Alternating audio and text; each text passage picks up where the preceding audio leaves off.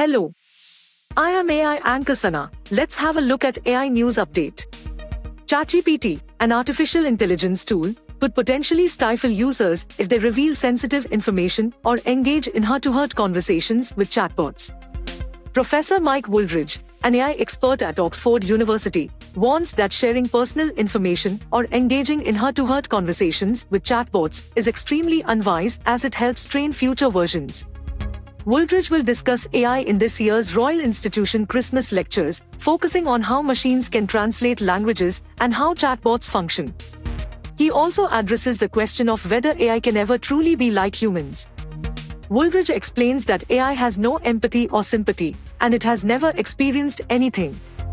He warns that anything entered into ChatGPT will be fed directly into future versions, and retractions are not possible once data is entered. OpenAI, the organization behind ChatGPT, has introduced the ability to turn off chat history, preventing conversations from being used to train and improve models. Do tell us what you think about this video in comments section, and for more AI news updates subscribe to AajTak AI.